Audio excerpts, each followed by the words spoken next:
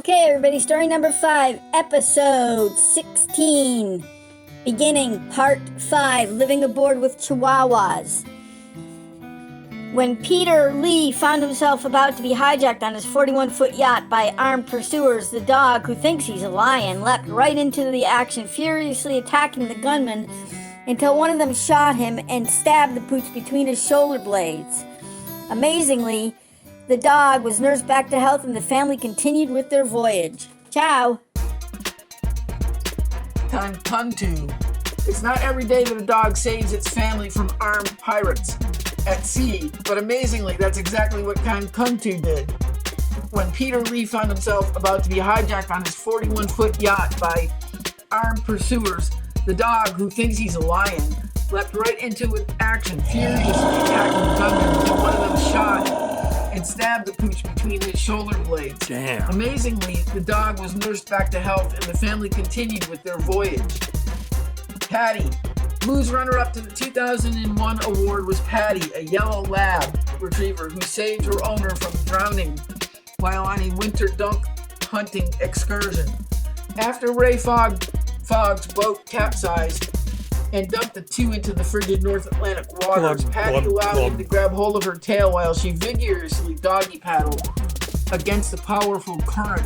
They made it all the way to the nearest land, where they were rescued by the game wardens later on that Do you evening. have insurance? Rigel. Dogs on the Titanic. When the luxury liner ship Titanic sank April 14th, 1912, there were dogs on board.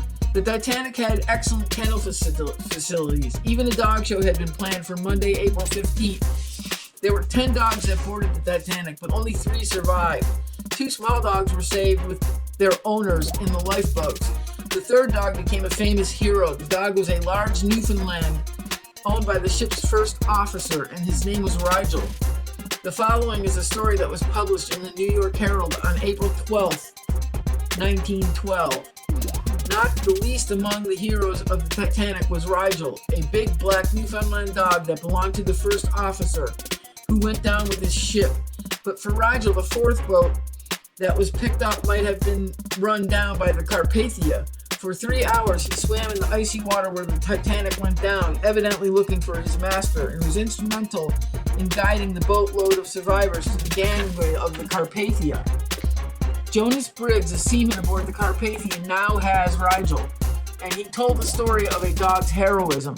The Carpathia was moving slowly, looking for boats, rafts, and anything that might be afloat. Exhausted with their efforts, weak from lack of food and exposure to the cutting wind and terror-stricken, the men and women in the fourth boat had drifted under the Carpathia's starboard bow. They were dangerously close to the steamship, but too weak to shout a warning loud enough to reach the bridge. The boat might not have been seen if it were not for the sharp barking of Rigel, who was still swimming ahead of the craft and valiantly announced his position. His barks attracted the attention of Captain Rostron, and he went to the starboard end of the bridge to where they came from and saw the boat. He immediately ordered the engines stopped, and the boat came alongside to the starboard gangway. Care was taken to take Rigel aboard, but he appeared little affected by his long trip through the ice-cold water.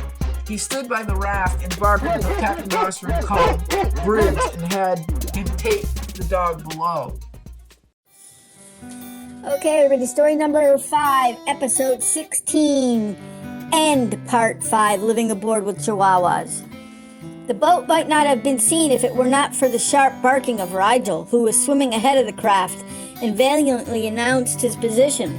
His barks attracted the attention of Captain Rostron, and he went to the starboard end of the bridge to see where they came from and saw the boat.